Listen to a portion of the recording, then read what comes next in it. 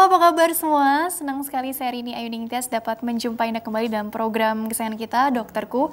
Disiarkan langsung dari studio El Sinta TV dan 95,7 FM Fit Radio Semarang. Seperti biasa, selama 1 jam ke depan, kami akan menyajikan informasi seputar kesehatan Anda dengan tema kali ini spesifik ya, mengenai hernia inguinalis. Bagi Anda yang ingin bertanya langsung, silakan di 021 2520 666 atau bisa juga kirim pertanyaan Anda pemirsa ke email kami di dokterkuelsinta@yahoo.co.id ya. Dan hari ini kita kehadiran dengan Dr. Gisela Karina Setiawan SPB. Beliau adalah dokter spesialis bedah dari Rumah Sakit Hermina Jatinegara. Kita sapa dulu Dr. Gisela ya, yang sudah hadir di samping saya. Dr. Gisela, apa kabar? Baik, selamat pagi. Ya, kabar baik juga dari aku ya, Dok ya. Hari ini kita mau bahas seputar hernia inguinalis gitu ya. Ini istilah medis sekali gitu ya, Dok ya. Tapi mungkin banyak juga orang-orang yang belum terlalu familiar gitu ya dengan apa sih maksud dengan hernia inguinalis. Tak kenal maka kata sayang, maka kita pelajari dulu nih. Sebenarnya dari segi definisi yang dimaksud dengan hernia inguinalis itu apa, Dokter? Atau mungkin orang awam taunya apa sih gitu ya, Dok ya? Ya, jadi saya mau menjelaskan dulu secara definisinya dari hernia inguinalis itu kan bahasanya medis sekali ya. Nah, jadi kalau dari pengertiannya, kalau hernia itu sendiri adalah adanya suatu penonjolan dari isi rongga. Penonjolan dari isi rongga akibat adanya suatu defek atau adanya suatu kelemahan dari dinding rongga tersebut. Jadi adanya penonjolan karena kelemahan ya. Nah, biasanya di sini yang paling banyak yang menonjol yang isinya itu adalah usus gitu. Nah, kalau misalkan sehingga nanti dapat kita lihat, dapat kita raba. Nah, untuk hernia inguinalis ini, karena hernia itu banyak sekali ya, nggak cuman di pada daerah inguinal. Inguinal itu sendiri artinya adalah pada daerah sekitar lipat paha. Nah, jadi hernia itu dinamakan juga banyak namanya sesuai dengan dari lokasi anatomisnya. Betul. Nah, yang ini 75%, kenapa kita bahas di sini? Karena 75% hernia atau penonjolan ini yang biasanya berupa usus, itu terjadinya pada daerah lipat paha, itu 75%. Nah, sementara ada lagi hernia lain yang mungkin misalkan pada daerah pusar, disebut juga sebagai hernia umbilikalis. Kemudian pada daerah femoral ya, pada daerah paha itu femoralis. Ada juga karena hernia bekas sayatan atau irisan luka operasi, kita temukan hernia insisional sekitar 10%. Insisional tuh, pasca operasi gitu ya. Oke. Itu jadi kenapa kita bahas di sini hernia inguinalis? Karena letaknya di sini adalah pada daerah lipat paha paling banyak, sekitar 75%, dan kasus hernia ini juga Iya, 75% tadi ya, Dok ya. Oh, jadi hernia tuh ada banyak jenisnya. Tapi ini karena tergantung lokasinya ya. tergantung namanya tergantung lokasinya. Tadi kan di lipatan paha gitu ya. Jadi sebutnya inguinalis gitu ya, Dok ya. Dan cukup banyak case-nya. Cukup banyak case-nya. Anak-anak atau orang dewasa nih maksudnya, Dok? Nah, hernia ini ada 2 nih ya.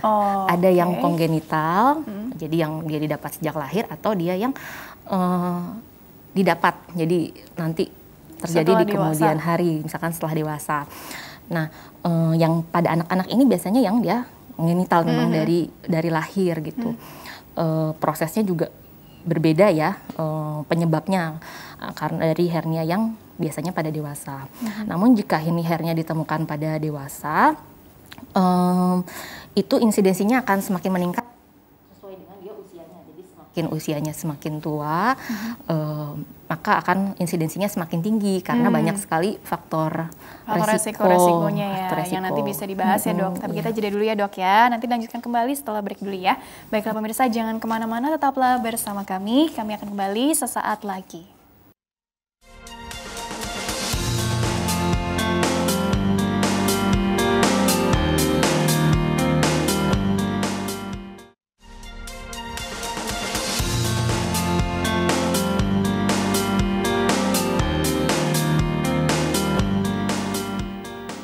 Ya pemirsa, terima kasih Anda masih bersama kami di program Dokterku, masih membahas mengenai hernia inguinalis bersama dengan Dr. Gisela Karina Setiawan SPB, dokter spesialis bedah di Rumah Sakit Hermina Jatinegara. Bagi Anda yang bertanya silahkan di 021 2520 666 atau bisa juga kirim pertanyaan Anda selengkap mungkin ke email kami di dokterkuelsinta@yahoo.co.id. Dan Dr. Gisela, sebelum kita lanjut, ini ada slide sih sebetulnya ada 2 ya kalau nggak salah. Tapi itu nanti aja, aku mau melanjutkan dulu nih seputar bagaimana sih tadi dokter kali ini nih mau menjelaskan seputar faktor resiko ya gitu. Tadi kan ada yang terbagi nih hernia inguinalis, kalau yang konginental memang yang baru lahir gitu ya, namanya bawaan ya dok ya, itu kan mungkin jadi jauh tuh bahasanya. Tapi kalau yang bukan konginental gitu didapat setelah proses dia udah dewasa, faktor resiko yang dimaksud tadi barangkali yang seperti apa dok yang dimaksud nih? Oke ya, jadi faktor resiko yang biasanya didapat pada orang yang dewasa, jadi hernia itu bisa pada semua rentang usia ya, pada semua rentang usia, cuman memang semakin tua dia akan semakin beresiko. Kenapa? Misalkan karena satu dari kelemahan dari dinding perut atau dinding abdomen. Nah, jadi semakin usia semakin tua ya tentu saja bisa kita ketahui bahwa semakin lemah ya dinding dari perut. Kekuatan otot juga akan semakin lemah. Nah, ada faktor-faktor resiko lain yang dapat menyebabkan terjadinya hernia ini. Nah, yang itu pada intinya adalah karena adanya suatu peningkatan dari tekanan dari rongga perut gitu, yang pada penyakit-penyakit misalkan kalau dia ada batuk kronis, jadi batuk terus-menerus pasti batuk berulang, kronis ya namanya ya juga. jadi itu pasti akan ada peningkatan tekanan ya di dalam rongga perut, jadi ususnya tertekan karena kelemahan dari dinding perut juga, jadi muncullah benjolan hernia. Nah selain itu juga misalkan karena orang laki-laki yang lebih tua seringkali ada penyakit prostat, ya penyakit prostat. Jadi pasiennya itu jika ingin berkemih pasti mengedan. Nah, jadi kan ada proses peningkatan tekanan juga. Kemudian pada pasien-pasien juga yang adanya kumpulan cairan pada perut, misalkan suatu penyakit tertentu. Nah, jadi peningkatan tekanan juga, jadi muncul hernia.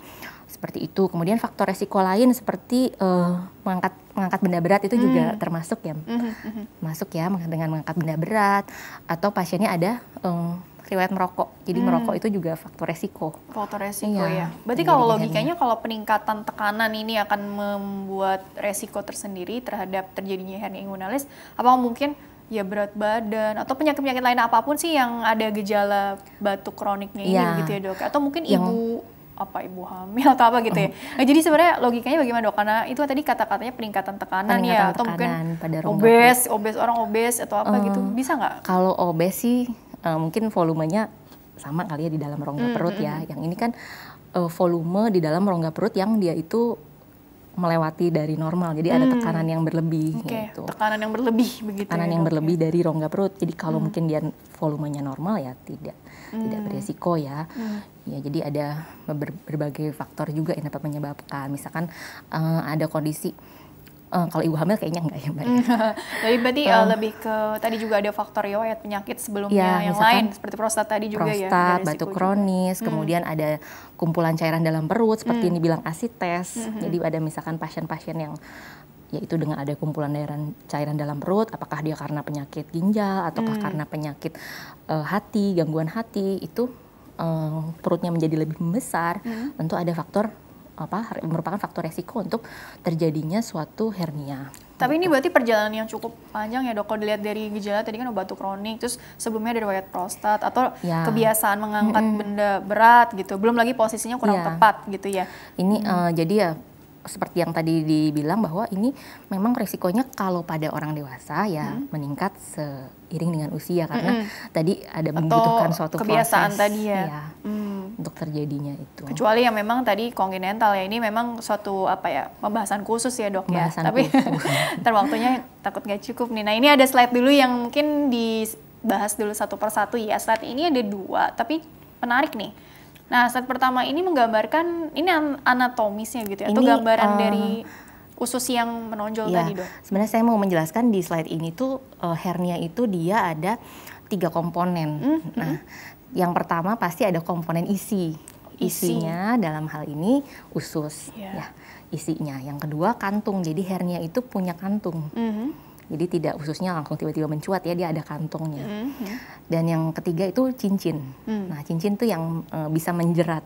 Nah, ini yang nanti berbahaya jika cincin ini menjerat, nanti bisa menimbulkan terjadinya komplikasi dari hernia. Kalau yang untuk dinding pembatasnya itu yang berarti akibat tadi kan ada tekanan ya dok yang berlebih, tapi dindingnya itu sendiri berarti daya tahannya itu tergantung dari apa juga dok ya? Yang tadi dikatakan bahwa definisi hernia itu akibat adanya suatu defek atau adanya kelemahan dari suatu dinding ya, dinding dari rongga tersebut, dinding rongga ya. Kalau dalam hal ini kan berarti dindingnya dinding perut ya, itu berarti mungkin ada kelemahan otot pada daerah tersebut. Jadi mengakibatkan penonjolan dari keluarnya isi rongga, itu dalam hal ini usus. Yang tadi di slide yang tadi dijelaskan bahwa ya prinsipnya ada 3 komponen gitu. Nah, yang di sini mau ditekankan bahwa hernia ini punya cincin gitu. Nah, cincin yang ini dapat menjerat sewaktu-waktu. Menjerat sewaktu-waktu tuh maksudnya bagaimana dong? Maksudnya begini, jadi hernia itu menurut sifatnya itu dibagi 4 ya. Luas ya tadi. Luas. Dibagi-bagi lagi banyak sekali. Ada lagi ya. Dia yang pertama intinya, yang pertama itu hernia bisa keluar masuk. Jadi keluar masuk ya. Jadi kalau misalkan pasiennya bersin, batuk, mengejan, dia bisa keluar. Nah, dan kalau pasiennya berbaring dia masuk lagi biasanya kalau pada daerah lipat paha. Dipengaruhi posisi juga dong. Dipengaruhi posisi gitu. Nah, itu yang pertama. Yang kedua, ketika hernianya ketika keluar tidak dapat masuk kembali. Nah, itu yang kedua. Yang ketiga, nah akibat ada suatu jeratan cincin. Nah, disebut juga sebagai hernia incarcerata bahasa medisnya ya. Jadi dia cincinnya itu sewaktu-waktu dapat menjerat. Nah, ini yang kita bisa kasih tahu ke pasien bahayanya kalau cincin yang ini menjerat dari suatu isi rongga tersebut, dalam hal ini usus. Jadi kayak menyempit begitu menyempit, mengakibatkan kalau pada incarcerata itu gangguan pasase. Jadi pasiennya susah buang air besar, susah buang angin, perutnya kembung, ada mual, ada muntah. Kompleks sekali ya? Ya, itu yang harus ditangani segera. Segera, itu urgent lah ya. Karena kan keluarnya tadi udah kebayang ya, mengganggu kualitas hidup sekali gitu ya. Bukan sekedar kosmetik lagi nih gitu ya. Bukan sekedar kosmetik, tapi juga fungsi ya dari itu. Berarti mengakibatkan sumbatan. Gitu, itu harus ditangani segera. Kalau untuk hernia yang pertama dan kedua yang masih bisa keluar masuk tanpa adanya sumbatan, itu kita bisa rencanakan operasinya itu terjadwal atau elektif. Namun kalau yang sudah menjerat, nah ini operasinya harus darurat. Gitu. Darurat ya, jadi langsung ke IGD lah ya berarti. Harus langsung ke IGD, nah ini yang penting Berarti kalau begitu sudah apa mungkin karena jatuhnya seperti infeksi gitu ya dok ya? Nah, kalau misalkan infeksi itu terjadi apabila sudah ada jeratan tadi, nah ini kan mengakibatkan gangguan aliran darah ya, gangguan aliran darah, mampet ya. Jadi tersumbat, usus yang di daerah tersebut itu tidak lagi vital, tidak lagi bisa hidup dengan baik gitu, mengakibatkan nanti bisa kematian dari usus yang di situ. Itu pasiennya pasti kondisinya akan lebih buruk ya. Jadi infeksi menyeluruh. Tapi apakah maksudnya mengancam nyawa nih kalau tidak ditangani? Tadi kan udah istilahnya, ngeri juga ya gitu ya. Kalau pasiennya itu kondisinya sudah namanya strangulata ya, dia sudah ada gangguan aliran darah, itu kan karena ada kematian dari usus, berarti bisa saja ususnya pecah atau di situ ya. Pecah ususnya. Yang mengakibatkan infeksi, sepsis pasiennya. Bengkak atau ya, jadi kondisinya menyeluruh, jadi infeksi berat. Nggak cuma lokal aja, tapi bisa cuma lokal, tapi juga sistemik. Sistemik tadi, organ-organ lain gitu ya dok ya? Organ lain. Walah, oke. Ya, slide selanjutnya dulu deh kalau begitu ya. Dilanjutkan. Slide yang kedua, tadi slide pertama sudah ya secara oke. Nah ini gambar apa ini? Ini gambar dari hernia inguinalis ya. Ini saya mau menjelaskan ini dari lokasi anatomisnya. Jadi yang dinamakan hernia inguinal itu ya, itu hernia itu terjadi pada lipat paha. Biasanya pada daerah jaras turunnya testis ya. Nah itu cincinnya itu bisa kita lihat tuh. Dia bisa saja menjerat pada daerah tersebut. Itu ukurannya seberapa sih dok? Maaf dok, kan aku nggak pernah melihat ya. Ukurannya bervariasi ya. Itu tergantung jadi lokasi ususnya ini dan kantongnya ini sampai kemana. Biasanya pada lipat paha, namun jika sudah semakin lama dibiarkan, maka hernia ini bisa jatuh sampai ke skrotal ya, sampai ke buah. Tapi ini satu sisi lipat paha aja ya dok ya? Atau tergantung juga dok? Biasanya ini bisa terjadi di satu sisi ataupun di dua sisi gitu. Jadi pada pasien tertentu bisa saja pada dua sisi. Bisa aja pada dua sisi. Jadi kalau dilihat dari gejala tadi kan memang ternyata ada tingkatan-tingkatannya juga begitu ya dok ya? Yang tadi masih bisa masuk dengan sendirinya tergantung perubahan posisi. Tidak bisa masuk sampai yang jeratan tadi ya. Kalau nyeri udah pasti nyeri, atau kalau yang di awal nih masih ringan gitu sehingga tidak terlampau menyiksa gitu. Untuk dari gejalanya ya kalau yang awal-awal itu pasti cuman adanya mengeluhkan benjolan yang keluar masuk, hilang timbul sesuai dengan perubahan posisi tadi ya. Kalau bersin, batuk, mengedan, dia keluar hilang dengan berbaring. Namun jika yang sudah ada jeratan, nah dia pasti menimbulkan gejala tadi, nyeri, bengkak, gangguan buang air besar ya, buang air besar, kembung, nggak bisa buang angin, bahkan bisa muntah karena ada suatu sumbatan dari saluran cerna. Nah yang terakhir pasti ada suatu gejala infeksi jika dia sudah komplikasi ke yang strangulata tadi. Jadi pasiennya mulai demam, kemudian adanya peningkatan nadi, suhunya meningkat, dari pemeriksaan laboratorium juga pasti leukositnya meningkat karena ada suatu kondisi infeksi pada daerah tersebut. Berarti kalau yang ditangani dengan pembedahan ini kasusnya kalau yang sudah urgent tadi atau dari yang ringan sekalipun bisa sih gitu ya kan, zaman sekarang udah makin canggih nih dok. Logikanya bagaimana dok kalau masih di awal-awal butuh treatment yang ke pembedahan atau posisi aja gitu, mungkin dengan olahraga tertentu bisa secara tidak langsung menguatkan si dindingnya tadi atau bagaimana dok? Ya, jadi untuk tata laksana hernia itu dibagi dua ya. Untuk konservatif atau tindakan yang tidak memerlukan operasi, itu hanya untuk membantu saja sebelum nanti dilaksanakan tindakan operasi. Jadi memang kalau ada kondisi kita menemukan diagnosis hernia sudah ditegakkan, diagnosisnya dengan pemeriksaan fisik, dan dengan dari secara klinis sudah ditegakkan, ini adalah suatu indikasi operasi. Nah, konservatif itu paling kita lakukan seperti reposisi ataupun pemakaian penyangga. Oke, baik, coba saja. Ditahan dulu sebentar ya dok ya. Ini ada suara penelpon masuk nih. Coba disapa dulu ya, insya Allah terhubung dengan baik nih. Halo, dengan siapa di mana? Dengan Pak Endang, Bu, dari Karawang. Bapak Endang dari Karawang. Usia berapa? Keluhannya apa? Dan langsung pertanyaannya deh kalau begitu ya Pak. Ini anak saya, Bu, ada hernia dari lahir. Oh, anaknya. Nah, udah 9 tahun, dia kan dioperasi, Bu. Jadi begitu Pak dioperasi, jangka 2 bulan, 3 bulan, karena waktu dioperasi anak saya gerak-gerak ya, Bu ya. Gerak-gerak.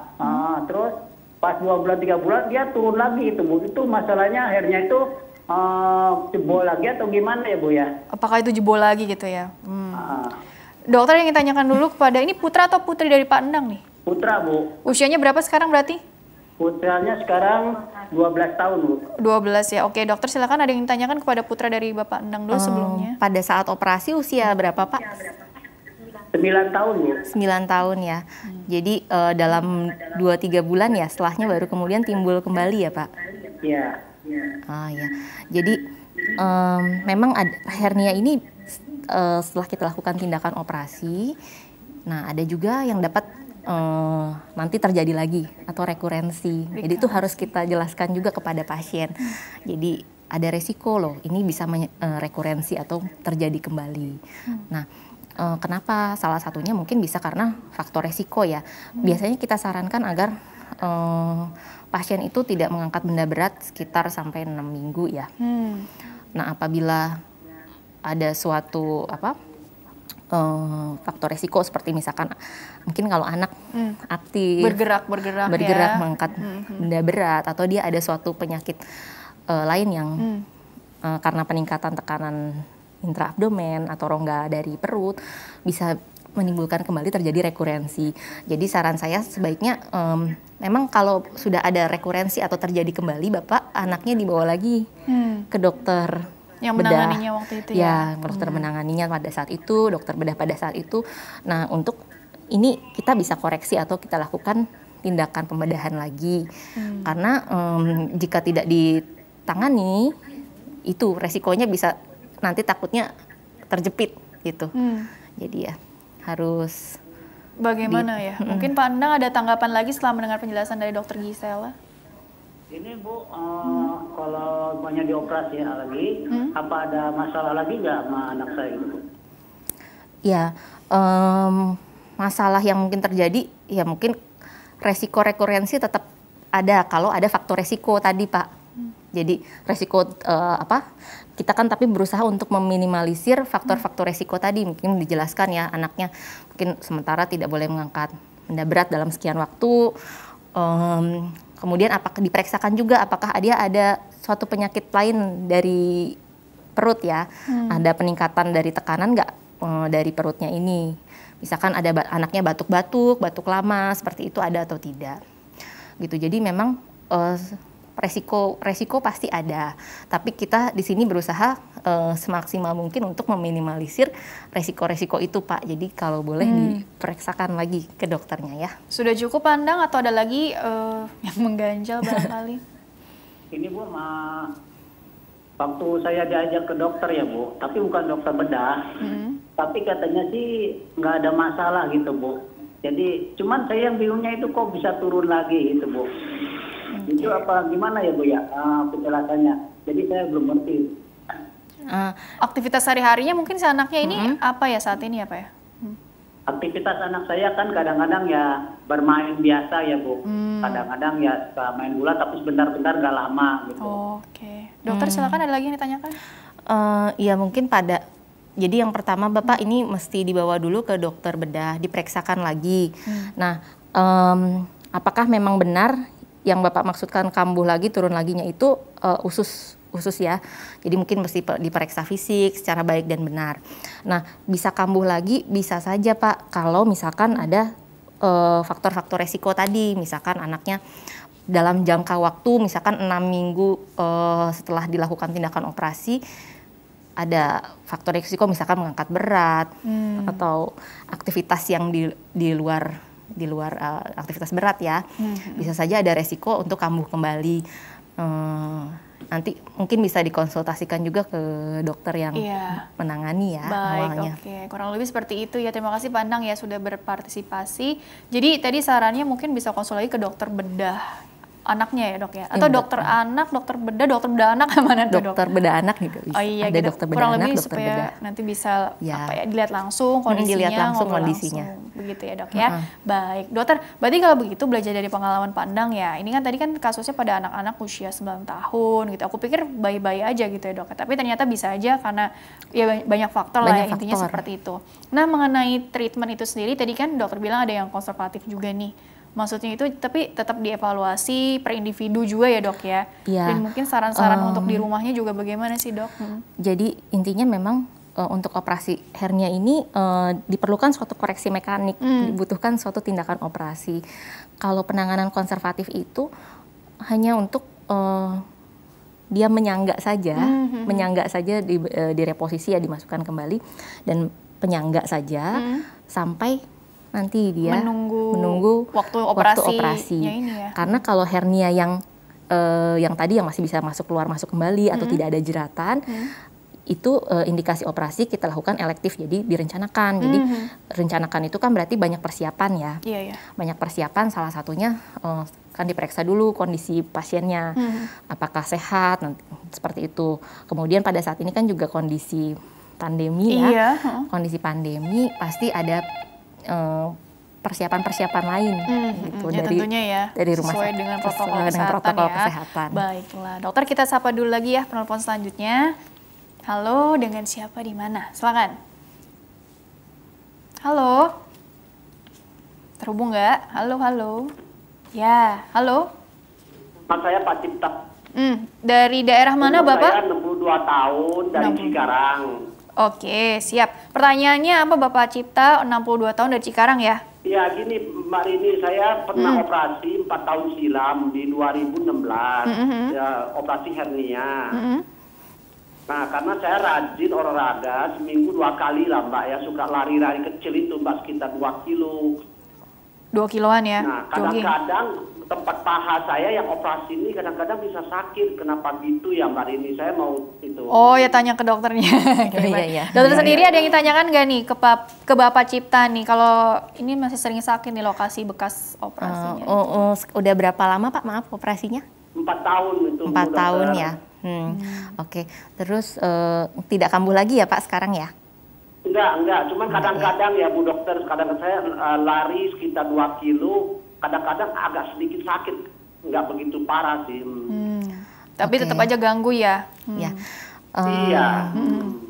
Jadi ini ada komplikasi operatif juga, jadi kita harus jelaskan kepada pasien ada komplikasi yang dapat ditimbulkan pada saat operasi. Jadi operasi itu sayatan itu pasti ada komplikasi yang bisa ditimbulkan.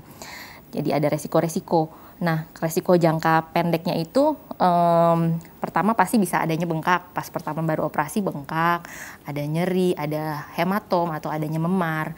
Nah, komplikasi jangka panjang, nah ini salah satunya bisa aja ada suatu nyeri. Pasti bekas sayatan masih ada suatu nyeri atau nyeri kronis seperti yang dialami oleh Bapak Cipta ya. Bapak Cipta ya, itu ya itu merupakan ada suatu faktor resiko jangka panjang setelah operasi, salah satunya adalah chronic pain atau nyeri. Yang kedua tadi rekurensi, bisa timbul kembali. Tapi kan tadi kan nggak timbul ya, lebih ke ya chronic pain-nya tadi ya Dok ya, pasca tindakan operasi waktu 4 tahun yang lalu.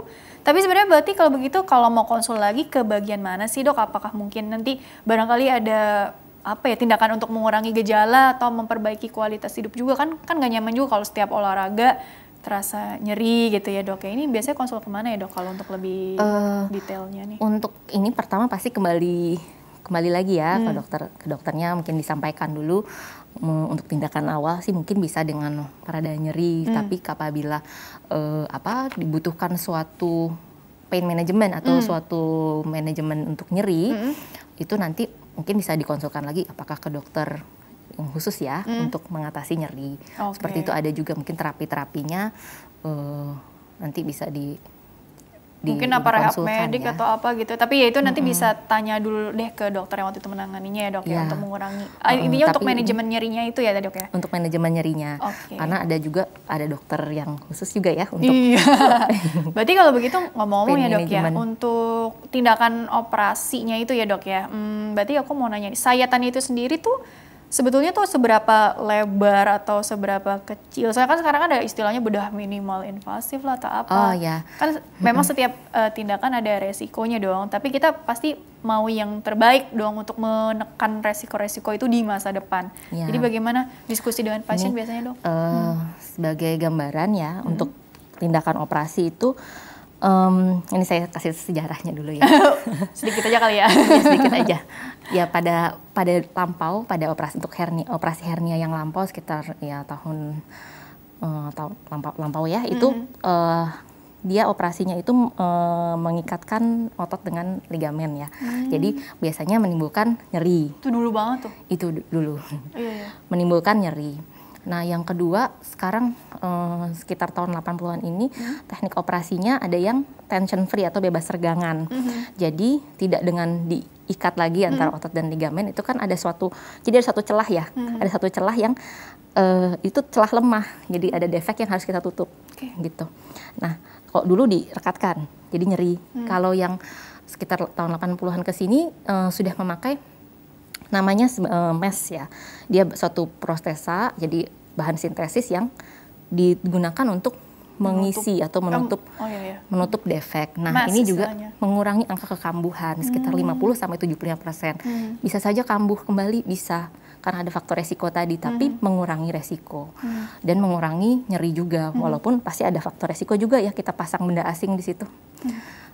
Rejection atau tubuh kita menolak juga bisa. Itu harus jelaskan juga kepada pasien. Nah, sudah tahun 90-an ke sini sudah yang tekniknya laparoskopi. Cuman laparoskopi ini memang ini bagus, baik gitu ya. Namun pasti ada kekurangan dan kelebihannya. Kalau untuk yang laparoskopik pasti luka operasi lebih minimal, pasiennya nyerinya juga lebih sedikit, bisa kembali ke aktivitas lebih cepat. Namun pasti satu cost-nya juga agak lebih mahal ya. Iya. Mau nggak mau ya memang seperti itu kan. Ya, yang kedua operasinya kan dia lebih lama. Biasanya ini dilakukan kalau saya suatu baca, jadi pasien ini apabila ada rekurensi seperti tadi timbul kembali, nah ini kita rekomendasikan untuk lakukan tindakan laparoskopi. Atau pasiennya bilateral kanan kiri hernianya, jadi disarankan untuk laparoskopik jika pasiennya setuju gitu. Cuman memang operasi laparoskopik ini dia mungkin agak lama ya. Jadi harus ada seleksi pasien juga. Iya, dilihat dulu kriterianya ini istilahnya cocok apa enggak sih dalam tanda kutip ya dok ya? Iya, cocok atau enggak, misalkan ada faktor resiko juga enggak, karena ini misalkan ada penyakit jantung atau apa, kita pilih yang lebih baik ya untuk pasien. Benar. Kalau yang operasi dengan sayatan ya itu dilakukan ya dilipat paha juga. Pasti ya open surgery ya, sayatannya nggak terlalu besar sih, normalnya memang tidak terlalu besar, tapi ya pasti ada lebih nyeri, ada numbness, jadi ada mungkin nggak kerasa ya daerah situ ya, mati rasa ya di daerah situ juga pasti ada tergantung kasus lah ya, ibaratnya seperti itu ya dok ya. Oke dokter, kita masuk ke pertanyaan email dulu ya. Ini sudah ada ininya, tandanya nih ya. Jadi bagi Anda yang ingin tanya via mail, silakan kirim saja pertanyaan ke email kami di drkuelsinta@yahoo.co.id. Jangan lupa format lengkapnya di bawah ini, nama, usia, asal kota Anda, serta pertanyaannya kalau bisa sedetail mungkin ya, untuk membantu dokter juga memberikan tanggapan. Baik, ini pertanyaan pertama dulu nih, dari Mas Arief, usianya 30 tahun dari daerah Pacitan. Dok, apakah kondisi saya ini tergolong parah ya dok ya? Saya ada benjolan di pinggir, dubur. Ukuran kira-kira sebesar atau selebar kacang. Terkadang sampai bernanah dan berdarah-darah dokter. Bagaimana pengobatannya? Apakah harus dibedah dok? Terima kasih. Mungkin tanggapannya sedikit saja ya, karena aku lihat ini tidak bukan hernia inguinalis, atau mungkin apa nih, kan dokter bedah, jadi beri tanggapan mungkin singkat saja ya dok ya, sebelum kita move on ke pertanyaan selanjutnya nih. Iya. Untuk benjolan di sekitar dubur itu bisa bermacam-macam ya, mesti dilihat dulu secara klinisnya, benjolan seperti apa ini gitu. Apakah apakah dia tumor atau dia suatu wasir, itu mesti dilihat dulu dengan jelas. Jadi pasiennya ini mesti datang ya, sebenarnya harusnya ke dokter untuk memang benar-benar diperiksakan secara klinis. Jadi dari pemeriksaan fisik ini benjolannya seperti apa gitu. Nah, untuk parah atau tidaknya ya tergantung nanti dari hasil pemeriksaan dokternya gitu. Berarti kalau memang ada nanah, itu berarti ada suatu infeksi ya yang harus ditangani. Jadi saran saya sih harus diperiksakan ya, walaupun ini lagi pandemi ya, di tengah pandemi COVID-19. Jadi kalau ada benjolan kan curiganya apa nih, dilakukan pemeriksaan, standarnya seperti apa, nanti mungkin bisa diskusi langsung ke dokter spesialis bedah yang terdekat di kota Anda gitu ya. Baik dokter, kita jeda dulu sebentar ya, nanti lanjutkan di segmen terakhir. Nanti kalau masih bisa menampung satu pertanyaan lagi, mungkin insya Allah bisa dokter beri tanggapan ya, tapi kalau nggak nanti langsung ke kesimpulan atau materi aja ya. Baiklah pemirsa, jangan kemana-mana, tetaplah bersama kami akan kembali sesaat lagi.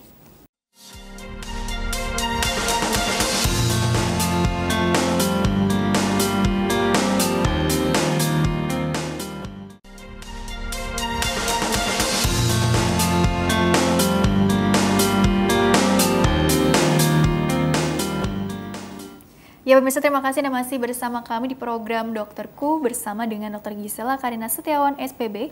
Beliau adalah dokter spesialis bedah di Rumah Sakit Hermina Jatinegara. Masih membahas mengenai hernia inguinalis. Dr. Gisela, dilanjutkan kembali ya dok ya pembahasannya sebelum closing statement. Jadi karena waktunya maaf terbatas, jadi satu pertanyaan ini dikorbankan gitu ya dok ya. Aku balik ke materi ya dok ya, mengenai bahwa kan sekarang di tengah pandemi COVID-19 ini barangkali gitu ya, ada teman-teman di luar sana yang sebetulnya ini mulai merasakan gejalanya nih, tapi karena khawatir atau apa, jadi kan menunda pemeriksaan atau treatmentnya barangkali ya. Jadi sebenarnya kalau untuk pemeriksaan tuh, kalaupun ini tadi kan pertanyaannya ada benjolan nih gitu ya, benjolan di area mana sih yang harus lebih spesifik kita, atau benjolan di area manapun ya kita harus curiga gitu dok, sehingga perlu pemeriksaan mungkin ke dokter bedah, dan nanti penanganannya juga seperti apa, alurnya juga seperti apa sih dok untuk pemeriksaan lebih dini lah katakanlah. Oh ya, jadi ya ini spesifik ya dalam hal ini kan kalau kita bahas yang mengenai hernia inguinal, berarti kalau ada benjolan di suatu lipat paha atau benjolannya sudah sampai ke skrotum dengan seperti tadi karakteristiknya ya, benjolannya dia hilang timbul. Geser-geser nggak dok benjolannya dok? Enggak geser-geser. Benjolannya hilang timbul, jadi ketika mengedan batuk dia keluar, kemudian menghilang lagi ketika pasiennya berbaring. Nah itu bisa saja suatu gejala hernia. Jika mau diperiksakan, ini sebaiknya ini saya sarankan sih untuk diperiksakan. Ya pasti dengan protokol kesehatan juga ya. Kalau untuk mau pergi ke rumah sakitnya, ke dokternya, berarti semuanya dengan protokol kesehatan. Kita juga akan melayaninya dengan protokol kesehatan yang safe ya, di poliklinik seperti itu. Nah, tanda-tanda bahaya yang ini nggak boleh ditunda-tunda. Kalau misalkan benjolan tersebut sudah mulai ada rasa nyeri, sudah mulai ada kemerahan, bengkak, sudah ada gangguan buang air besar, nggak bisa buang air besar, muntah, kembung, nggak bisa buang angin, itu harus segera. Bahkan itu nggak ke poliklinik ya, harusnya ke emergensi gitu. Karena ini untuk pasien yang tadi itu, yang dengan gejala tersebut bisa saja sudah ada jeratan. Nah itu harus tata laksananya operasi darurat gitu. Memang kita semua khawatir ya di situasi pandemi ini, tapi untuk yang ada bila gejala jeratan tadi nggak boleh ditunda, ya akan berbahaya buat pasiennya sendiri. Barangkali dari tadi juga dijelaskan bahwa ada resiko kekambuhan ya, gitu ya. Jadi bagaimana sih saran dari dokter nih biasanya untuk mengedukasi pasien dan keluarga pasien tentunya yang bantu mengawasi. Barangkali pasiennya kan usianya juga udah lanjut, tergantung pada caregiver gitu ya. Jadi untuk meminimalisir resiko kekambuhan, mungkin saran-saran untuk sehari-harinya di rumah bagaimana, atau juga kasusnya mungkin terjadi pada anak-anak tadi kan, jadi orang tuanya harus yang lebih telaten gitu, bantu mengamati. Jadi untuk menghindari atau mencegah lah dok terjadi kekambuhan, atau mencegah untuk terjadi sama sekali bagi yang punya faktor resiko, itu juga bagaimana saran-saran dari dokter? Untuk mencegah kekambuhan, ini dalam konteks misalkan dia pasiennya sebelum operasi ya, sebelum operasi tapi dokternya pasti tanya dulu, Bapak ada gejala misalkan susah buang air kecil, ada batuk kronis, kita cari dulu faktor resikonya. Nah faktor-faktor resiko ini yang sebaiknya ditangani dulu. Kalau dia elektif ya, operasinya terjadwal ya, ini faktor resikonya ditangani dulu sebelum tindakan operasi yang kita lakukan. Gitu. Karena bisa menimbulkan rekurensi. Jadi bisa jebol lagi karena tekanan perutnya belum teratasi gitu. Jadi sebelum operasi pasti kita tanyakan dulu untuk minimalisir faktor resiko. Setelah operasi pasti kita sarankan, kita beritahu pasiennya nggak boleh ya misalkan untuk mengangkat berat dulu, kalau ada faktor resikonya ditangani dulu. Ini paling enggak kita kasih waktu untuk agar jaringannya lebih kuat dulu gitu, paling enggak sekitar 6 minggu ya, 6 sampai 8 minggu. Aktivitas-aktivitas berat seperti ngangkat berat dan faktor-faktor resiko itu harus ditangani dulu. Jadi tidak hanya dari dokter bedah saja, cuman kalau sudah ada faktor resiko ya multidisiplin. Iya, tergantung penyakitnya apa juga ya. Dan juga disarankan nggak merokok ya buat bapak-bapak yang suka merokok, karena ini ada penelitiannya juga, merokok itu faktor resiko penyebab terjadinya hernia karena dia menimbulkan gangguan ini ya, konektif tisu atau jaringan. Konektif tisunya itu ya dok ya. Iya. Tapi berarti kalau untuk yang sehari-harinya mungkin perhatikan tadi posisi tidur atau posisi apapun ya dok ya yang jadi resiko juga, atau mungkin olahraga yang sebaiknya dihindari dulu atau dianjurkan untuk ya barangkali untuk menguatkan juga gitu ya, atau makanan gitu nggak spesifik ya. Ada ya dok? Nggak spesifik, makan biasa ya, umum aja gitu biasa ya. Secara umum. Untuk aktivitas berat ya mungkin angkat berat dibatasi juga itu.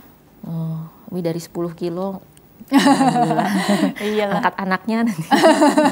Kurang lebih seperti itu ya. Baiklah dokter, karena waktunya juga terbatas gitu ya. Jadi kesimpulan nih yang bisa dokter Gisela sampaikan kepada kita semua, ditekankan sekali lagi dok mengenai hernia inguinalis ini, closing statementnya seperti apa? Silakan dokter. Jadi ya hernia ini ya tadi sudah dijelaskan itu ada gejalanya ada suatu benjolan pada lipat paha, bisa hilang timbul. Namun ini dapat memang awalnya tidak baik secara kosmetik, namun apabila dibiarkan tidak baik karena dapat ada suatu resiko jeratan tadi. Nah, jeratan tadi yang dapat mengakibatkan terjadinya suatu gangguan pasase, gangguan buang air besar ataupun gangguan vaskularisasi aliran darah ke daerah tersebut. Jika ususnya nanti mati, bisa mengakibatkan gangguan infeksi menyeluruh sistemik dan membahayakan nyawa. Nah, jadi jika ada benjolan sebaiknya kita periksakan ke dokter untuk nanti dinilai dulu secara klinis bagaimana untuk penata laksanaan dan diskusi dengan dokter bedah yang nanti akan dijumpai. Bagaimana untuk penata laksanaannya seperti itu. Apalagi memang kita di tengah pandemi ini ya harus memperhatikan juga protokol-protokol kesehatan. Jadi kalau misalkan mau berobat sebaiknya ya nggak usah takut juga ya. Asal kita memperhatikan protokol kesehatan seperti itu. Oh iya, kurang lebih seperti itu ya. Terima kasih Dr. Gisela sudah berbagi ilmu di sini. Mudah-mudahan membawa banyak manfaat untuk orang banyak. Sukses selalu untuk dokter ya. Terima kasih. Iya. Dan pemirsa, terima kasih juga Anda telah mengikuti program ini. Saya Rini Ayuning Tias beserta seluruh kru tugas mohon undur diri dari hadapan Anda. Sekian, sampai jumpa.